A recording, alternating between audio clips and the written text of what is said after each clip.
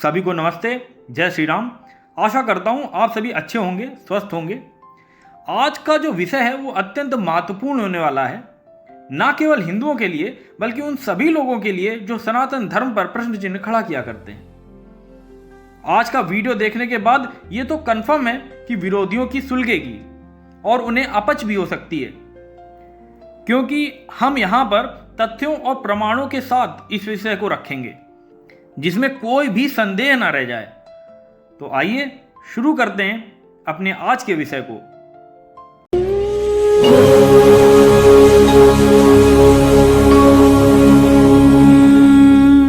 सहना भवतु सहनौ भुनक्तु सह वीर्यं करवावहै तेजस्विनावधीतमस्तु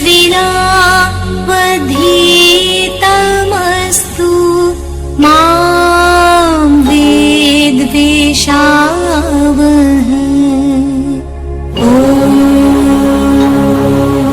शांति शांति शांति।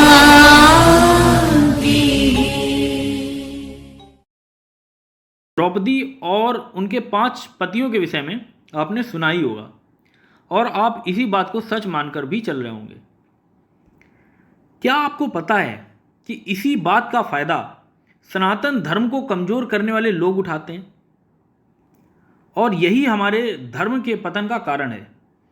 अच्छा, अपने आप को हिंदू कहने वाला व्यक्ति क्या अपने धर्म के विषय में जानता है? क्या वो अपने इतिहास के विषय में जानता है?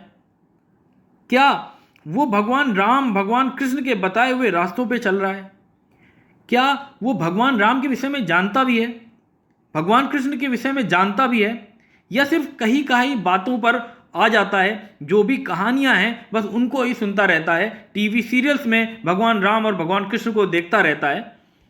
क्या हिंदू कभी ये सोचता है कि मुझे भगवान राम के विषय में पढ़ना चाहिए, मुझे भगवान कृष्ण के विषय में पढ़ना चाहिए?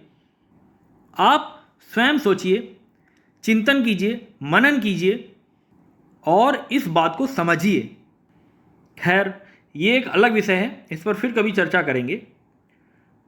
परंतु सबसे पहले आप ये वीडियो देखिए और इसके बाद में इस पर चर्चा करते हैं।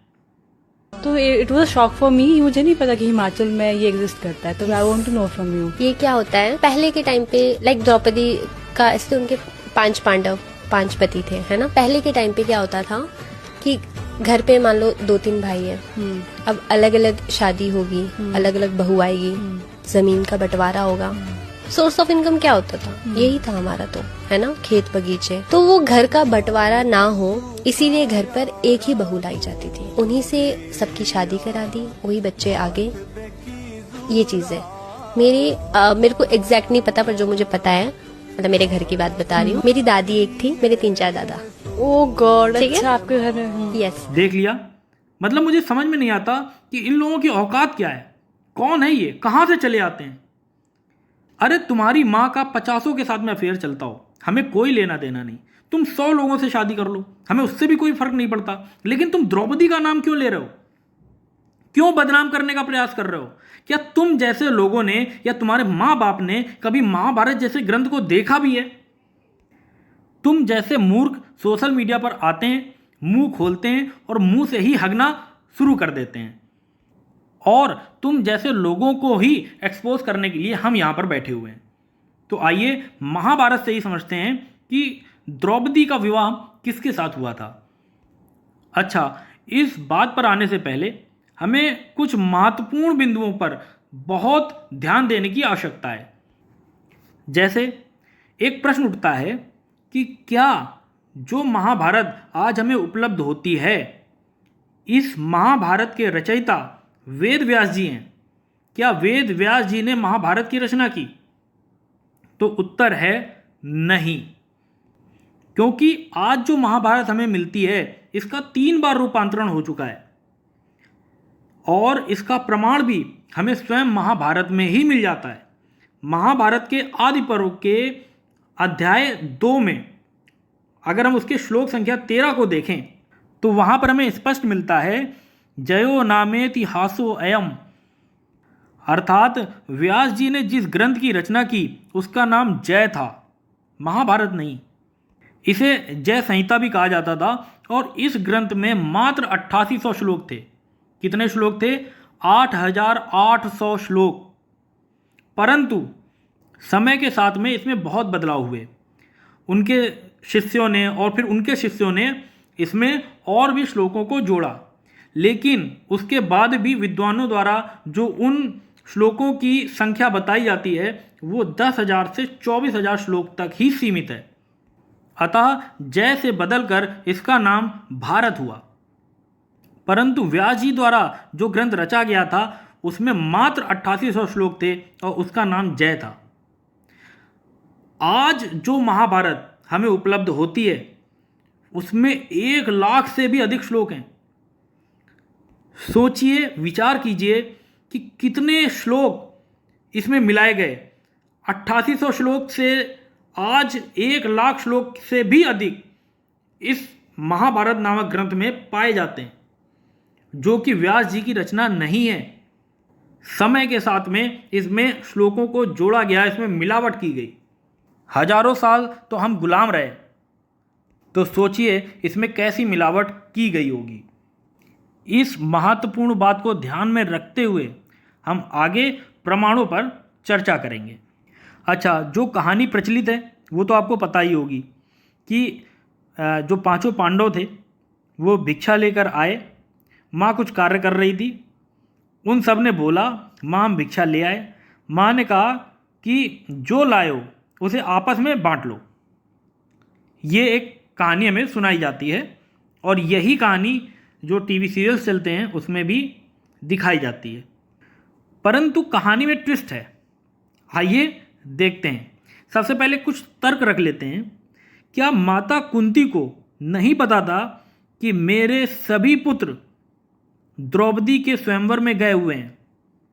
क्योंकि जो कहानी हमें बताई जाती है उससे ये सिद्ध होता है कि कुंती को ये बात पता ही नहीं थी कि मेरे पुत्र स्वयंवर में गए हुए हैं। चलो कुछ समय के लिए मान लेते हैं कि माता कुंती को नहीं पता था कि मेरे पुत्र स्वयंवर में गए हुए हैं। उन्होंने सोचा कि वो सिर्फ भिक्षा लेने के लिए गए हुए हैं, तभी वो बोल देते हैं कि भाई आपस में बांट लो। तो समझने वाली बात यहाँ पर यह है कि जो भाई, 5 भाई जो भिक्षा लाते थे, क्या उसे आपस में बांट लेते थे?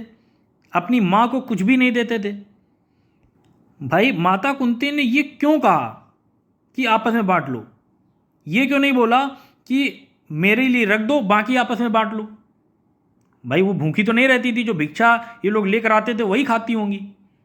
तो ये तो बात जाहिर सी बात है दिमाग में आएगी ही नहीं, ये बात पचने लायक नहीं है। तो पॉइंट ये है, क्या कुंती को नहीं पता था, माता कुंती को नहीं पता था कि जो मेरे पुत्र हैं वो स्वयंवर में गए हुए हैं? आइए इसे प्रमाणों के साथ में समझते हैं।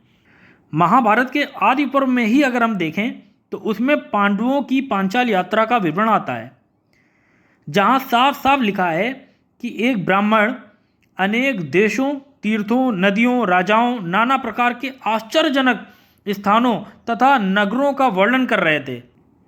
प्रमाण देखिए। कथा के अंत में जब ब्राह्मण ने यह भी बताया कि पांचाल देश में यज्ञसेन कुमारी द्रौपदी का अद्भुत स्वयंवर होने जा रहा है, कठोर व्रत का पालन करने वाले उस ब्राह्मण से यह वृत्तांत सुनकर उन सभी महाबली कुंती पुत्रों का मन विचलित हो गया। अपने सभी पुत्रों के मन को उस स्वयंवर की ओर आकृष्ट देख उस समय सत्यवादिनी कुंती ने युधिष्ठिर से कहा, क्या कहा? पुत्र, हम लोग यहाँ इन महात्मा ब्राह्मण के घर में बहुत दिनों तक सुखपूर्वक रहे। इस रमणीय नगर में हम आनंद पूर्वक घूमे फिरे और यहाँ हमें भिक्षा भी पर्याप्त मिली। यहाँ जो रमणीय वन और उपवन है उन सब को हमने बार बार देख लिया है। यदि तुम्हारी इच्छा हो तो अब हम सुखपूर्वक पांचाल देश में चलें।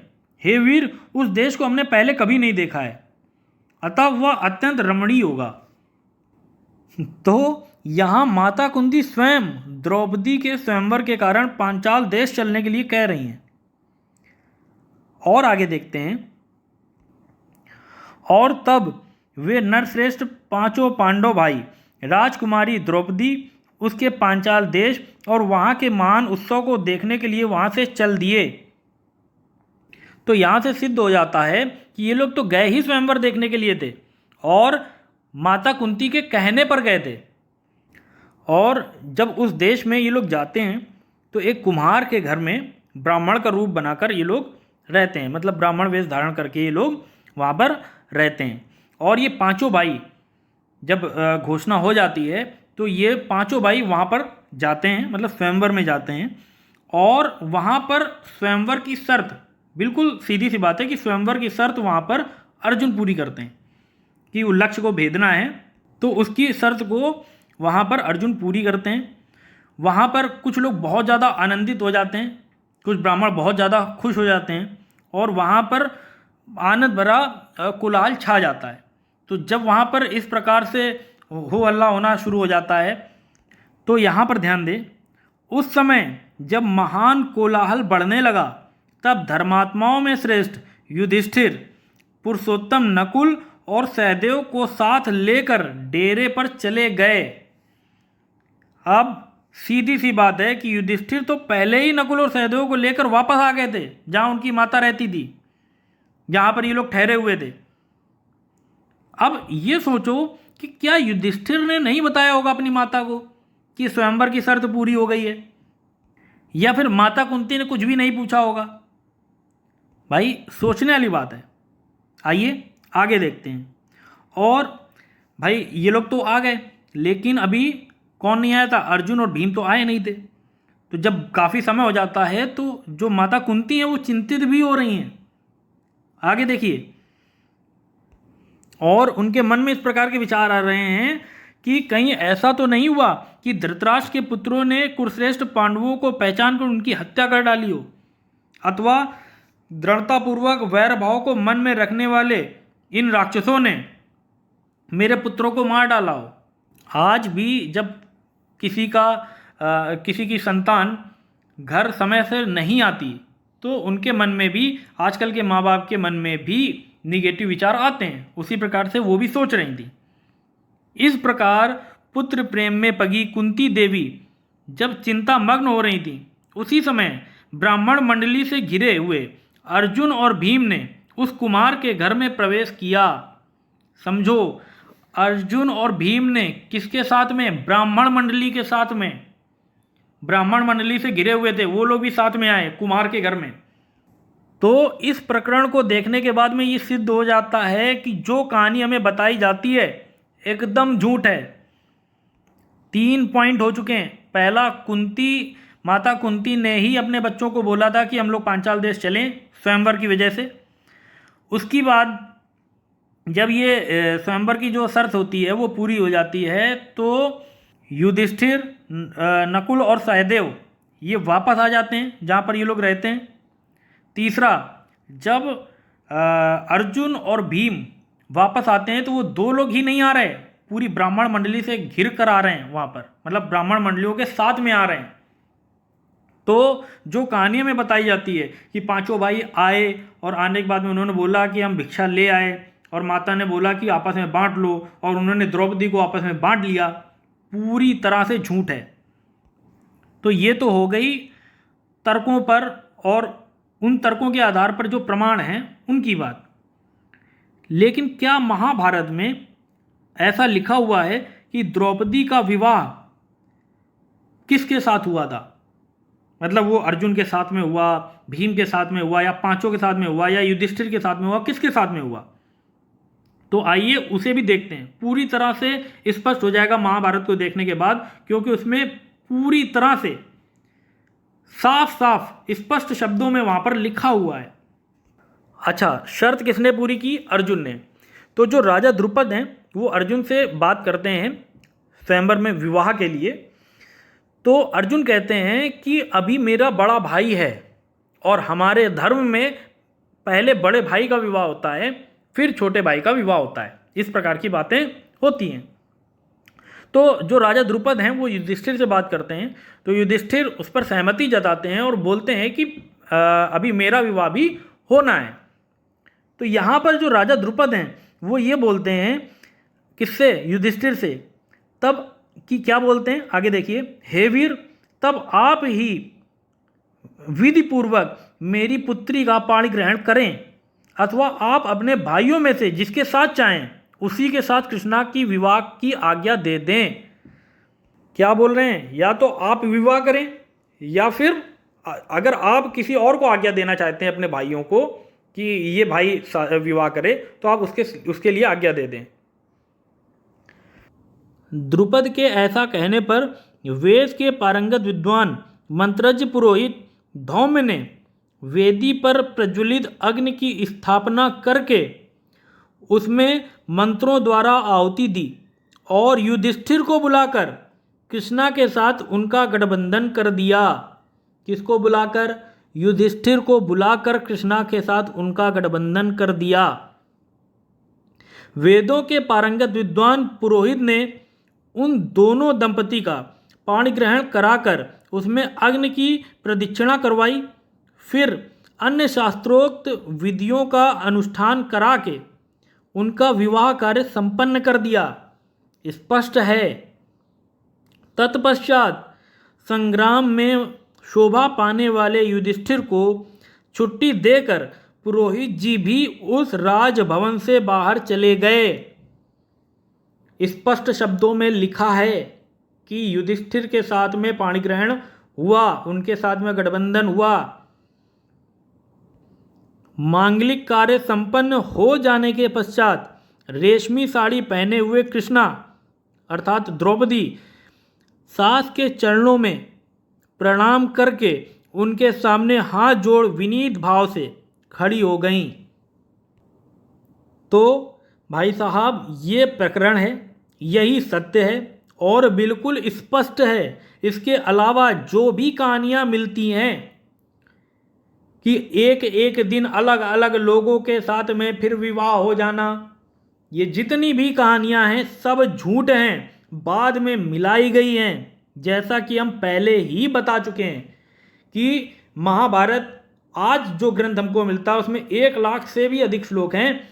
ये सभी श्लोक बाद में मिलाए गए हैं।